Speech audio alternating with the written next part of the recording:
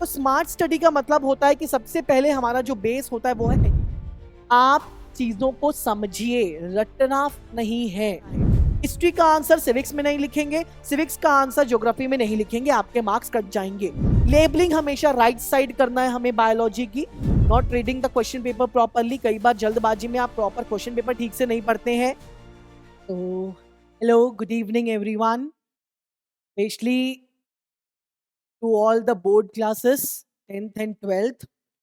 और एज हमको पता है कि नेक्स्ट मंथ बोर्ड्स एग्जाम चालू होने वाले हैं, 10th और 12th दोनों के। तो स्पेशली ये वीडियो बोर्ड क्लासेस के लिए है, और स्पेशली क्लास 10th के लिए कि 10th में लास्ट 30 डेज की क्या स्ट्रैटेजी होनी चाहिए, क्या स्ट्रैटेजी हम फॉलो करें। लास्ट 30 डेज, लास्ट 40 डेज ही मात्र बचे अगर आप काउंट करेंगे तो वो लास्ट 30-40 डेज में आपकी प्रिपरेशंस कैसी होनी चाहिए, और ताकि आप मैक्सिमम 90 अबव % स्कोर कर सकें। तो इसके लिए आज मैं निखिल कुमार अग्रवाल आपके सामने कुछ स्ट्रैटेजी शेयर करना चाहता हूं, जिससे कि जो बच्चे 30 और 45 डेज का वेट कर रहे थे, तो वो 45 डेज 30 डेज आप कौन सी स्ट्रैटेजी फॉलो करें तो आप मैक्सिमम मार्क्स स्कोर कर सकते हैं। तो स्ट्रैटेजी की बात करें तो सबसे पहले स्मार्ट स्टडी होना चाहिए, ठीक है। Avoid mistakes, effective answer writing and आपकी फाइनल प्लानिंग। एक एक करके हम बिट बाय बिट जाएंगे इसमें कि क्या क्या चीजें होनी चाहिए। बात करें स्मार्ट स्टडी, तो स्मार्ट स्टडी का मतलब होता है कि सबसे पहले हमारा जो बेस होता है वो है एनसीईआरटी। कि आप एनसीईआरटी जो अभी तक कवर कर चुके होंगे, बहुत लोगों ने एनसीईआरटी कवर कर लिया होगा, इन टेक्स्ट क्वेश्चन, एग्जाम्पल्स, सारी चीजें।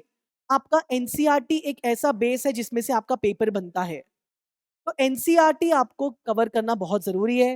दूसरा, चैप्टर वेटेज पे हमें ध्यान देना है। जो चैप्टर ज्यादा वेटेज का है उस पे हमें ज्यादा फोकस करना है, ठीक है। और उसके बाद जब आपका पूरा एनसीईआरटी कंप्लीट हो जाए, आपके एग्जाम्पल्स कंप्लीट हो जाए और आपका पीवाईक्यूज कंप्लीट, आपका चैप्टर एक्सरसाइज कंप्लीट हो जाए, तब आप यहाँ पे आएंगे ये वाले थर्ड सेक्शन में, that is PYQs, previous year के क्वेश्चंस। प्रीवियस ईयर के क्वेश्चंस करना आपको इसलिए जरूरी है ताकि आपको पैटर्न पता चले कि इस चैप्टर से क्या पैटर्न का क्वेश्चन आने वाला है। उसके बाद ये जो पीवाईक्यूज मिलेंगे आपको, ये सीबीएसई की ऑफिशियल वेबसाइट पे मिल जाएंगे। इसमें सीबीएसई ने बहुत सारे सैंपल पेपर्स भी इशू किए हैं, और प्रॉपर आपके लास्ट 5 साल के पेपर्स, 10 साल के पेपर्स, लास्ट 5 साल के पेपर्स तो आप बिल्कुल करिए, वो आपके लिए मोस्ट बेनिफिटेड रहेंगे।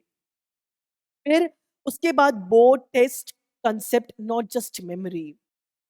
आप चीजों को समझिए, रटना नहीं है।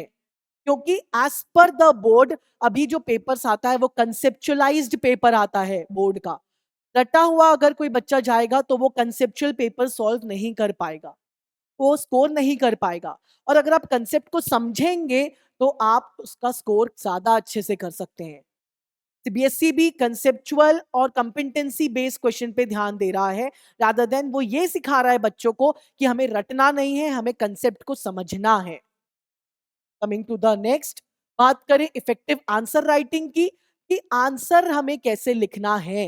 तो कैसे आंसर लिखना है हमें, कि सबसे पहले आप घर पे प्रैक्टिस कर रहे हो तो टाइमर लगाइए कि आपको इतने टाइम पे ये सेक्शन ए सॉल्व कर लेना है, इतने टाइम पे सेक्शन बी सॉल्व कर लेना है। फिर फुल लेंथ टेस्ट लीजिए आप अपना, एक हफ्ता पढ़ाई कीजिए, संडे को आप 3-3 घंटा टेस्ट लीजिए, एक एक सब्जेक्ट, दो दो सब्जेक्ट का। फिर अपने आप ही सेल्फ इवैल्यूएट कीजिए। आंसर की आपकी सीबीएसई की वेबसाइट में अवेलेबल है, आप सैंपल पेपर 1 निकालिए और फिर उसका आंसर की निकालिए, उसको इवैल्यूएट कीजिए। तो आपको खुद पता चलेगा कि कहाँ आपके वीक पॉइंट्स हैं। नीटनेस और स्ट्रक्चर पे ध्यान देंगे, आंसर शीट को एकदम नीट एंड क्लीन रखना है हमें, प्रॉपर वेल मैनर्ड आंसर्स लिखना है हमें। टेक्निक, कीवर्ड्स यूज कीजिए, जो आपके एनसीईआरटी में कीवर्ड्स दिए हुए हैं, कुछ कीवर्ड्स आप अच्छा फ्रेम कीवर्ड्स आप आंसर्स में लिखिए। अंडरलाइन कीजिए, हेडिंग को अंडरलाइन कीजिए। एक आंसर कंप्लीट होता है उसके बाद पेंसिल से लाइन कीजिए। फिर डायग्राम और flow chart should be very neat and clean with pencil, ये होना चाहिए। फिर बात करें कुछ इंपॉर्टेंट चीजों की, कि सोशल और साइंस में आपका इस बार जो पेपर का पैटर्न होगा, सोशल में 4 सेक्शंस डिवाइडेड है और साइंस में 3 सेक्शन में पेपर डिवाइडेड है, तो आंसर भी आपको सेक्शन डिवाइड करके ही लिखना है।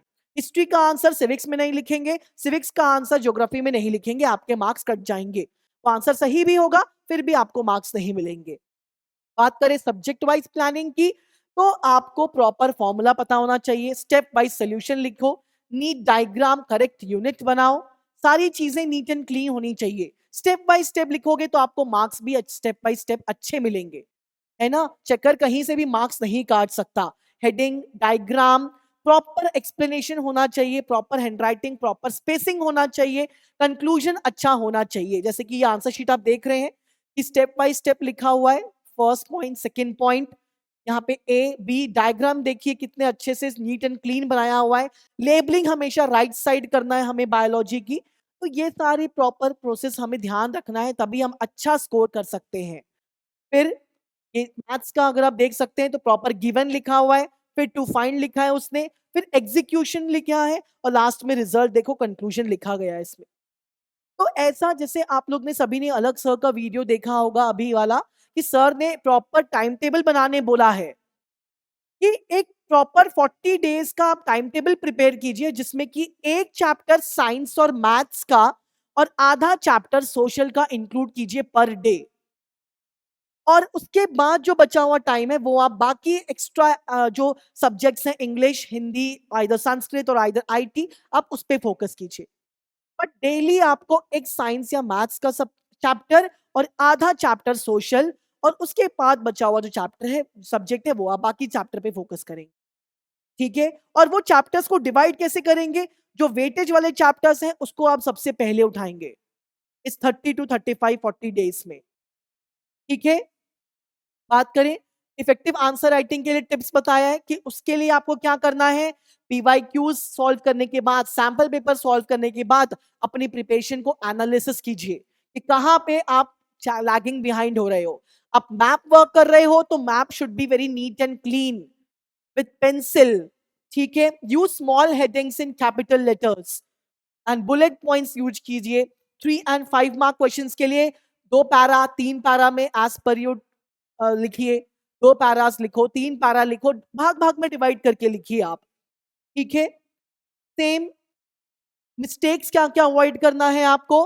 Not reading the question paper properly, कई बार जल्दबाजी में आप प्रॉपर क्वेश्चन पेपर ठीक से नहीं पढ़ते हैं। इंटरनल चॉइसेस ध्यान नहीं दे पाते आप, न्यूमेरिकल स्किप कर देते हैं, डायग्राम मैप आपने ठीक से नहीं बनाया, मैनेजमेंट, टाइम मैनेजमेंट आपका प्रॉपर नहीं है। इंग्लिश का पेपर जनरली छूट जाता है because of proper time management. इसीलिए टाइमर लगा के पेपर सॉल्व कीजिए, आप घर पे प्रैक्टिस कर रहे हैं तो। ठीक है। टफ क्वेश्चंस देख के पैनिक नहीं होना है हमको।